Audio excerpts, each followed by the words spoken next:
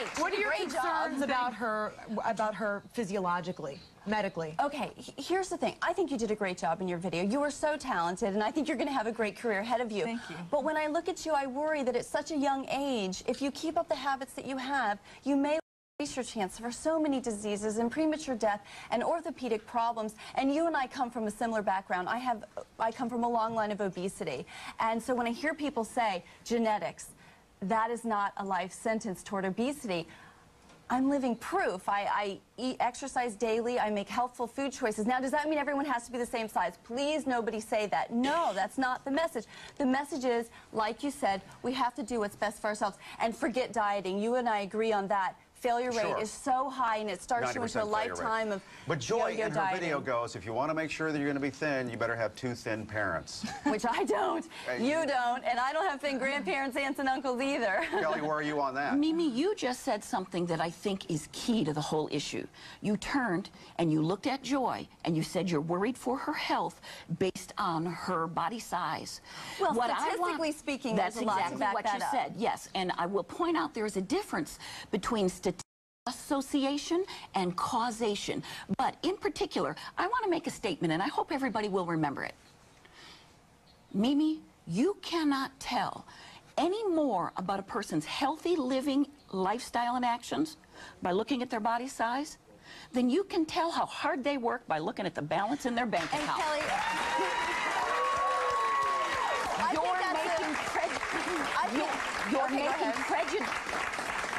You're making prejudicial assumptions when you assume everybody who's large is sedentary and sitting around eating bonbons. No, I have to interrupt you. I have never made that kind of assumption. Just now with Joy. We have to speak. We cannot pretend. Like you said earlier, you don't think we have an obesity epidemic or whatever. Not true. Say that. I said obesity isn't the issue, healthy living is the issue. We have to not forget the statistics. Didn't you just look at Joy and assume that she had an unhealthy lifestyle and that's why you were deeply concerned for her? I understand that you exercise about twice a week, right? Give or take. Okay, that's not enough. And there aren't any skinny people who exercise twice a week? Kelly, I will say this. That's the point. I really don't think that's the point. Real quickly here, and I'm trying to be fair too, but if somebody asked me, who's the healthy one in the 3 of you, I'd go to MeMe. That's because you have the prejudice. Wait. I may be a weight bigot. Why don't you ask Wait, real quick, I want to go to another expert. Okay. I want to go to another expert. We have We need an arbiter. Yes, we have an instructor. Right here in the audience. It's nutritionist Carrie Glassman, who's been on our show many times. Carrie, hi. What do you think about everything that's been set up here?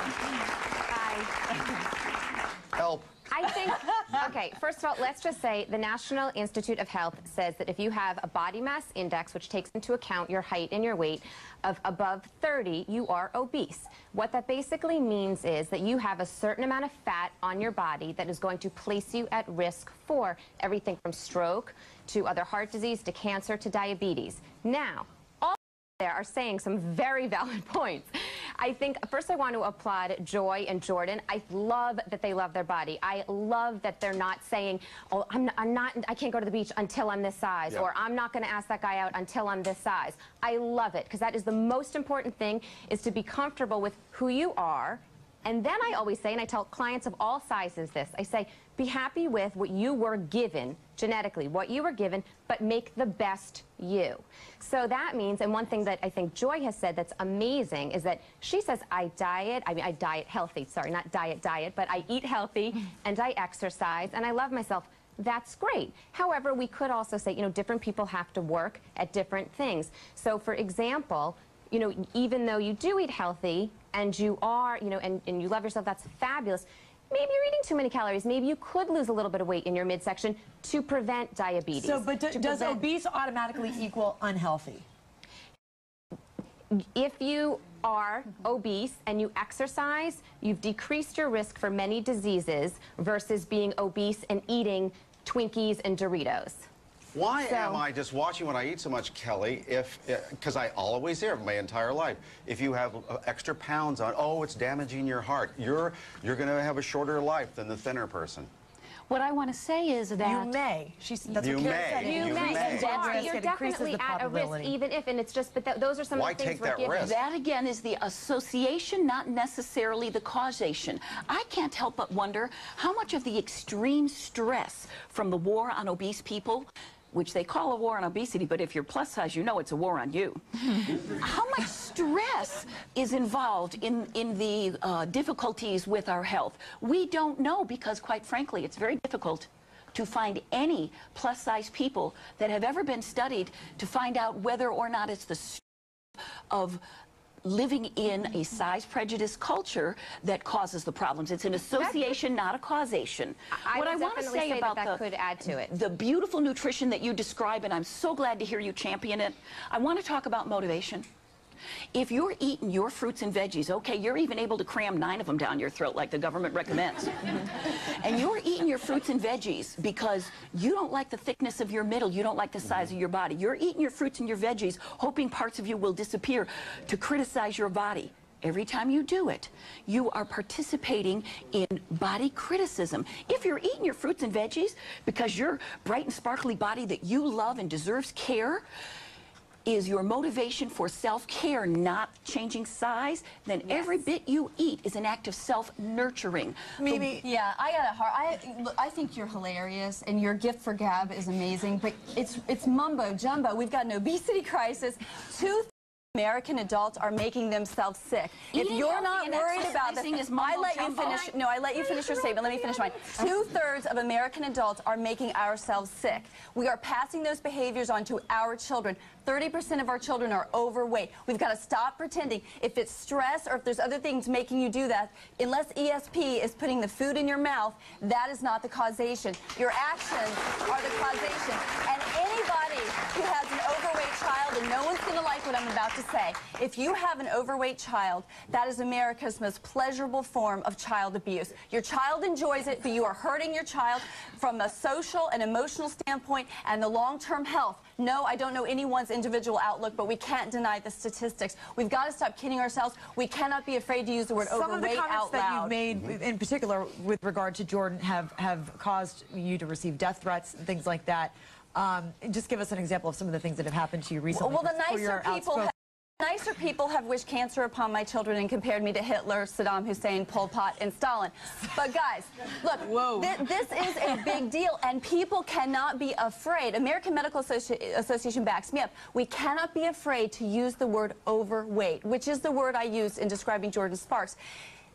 She may well be. Many of us are. And the reality is, you're not just in trouble if you're morbidly obese. Statistically, look, I hope you're fine forever. I hope you're fine forever. Statistically speaking, you're at a greater risk than someone who's eating healthy, exercising daily, and within a healthy weight range. You agree with that, Kelly? You're assuming that I'm not eating healthy and exercising daily. No, you said that you were. That's right. You clearly are an exception. What more would you like me to? No, but Kelly, I'm not do you describe yourself as overweight? Of course I am. I just called myself a cute little chubby woman. And I understand that the government calls me seriously obese. But I will tell you, I work with phone counseling with hundreds and hundreds of people all across this country. And time again, the thing that makes them most often give up their healthy eating and their fitness is a sense of hopelessness that they can never get skinny enough to please those tables. I hear that you wish healthy eating and fitness on people. I'm unpleased with your verbal abuse and calling my statements mumbo jumbo. It may be your verbal abuse might be part of why some of the hostility comes your way. I understand it comes from a passion of yours, MeMe. We are all passionately interested in the wellness. Well, what we're passionately doing is making our kids sick, making ourselves sick, and I don't want to take my money that I'm trying to put away for my child's college education and my own retirement to pay the $100 billion with a B annual price tag associated with the cost of obesity. That's $100 billion Kelly, a year. sometimes it sounds like you're blaming thinner people for your weight.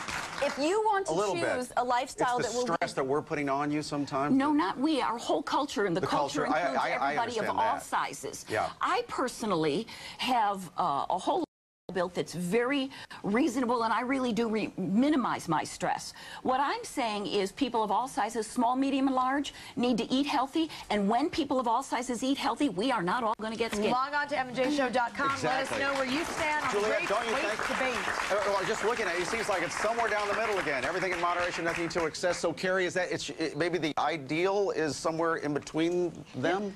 I think what it comes down to is everybody up there is saying some valid points. It's a combination. People that are overweight are at risk, but that doesn't mean that you can't be overweight and still somewhat healthy. MJShow.com. Log in with your comments.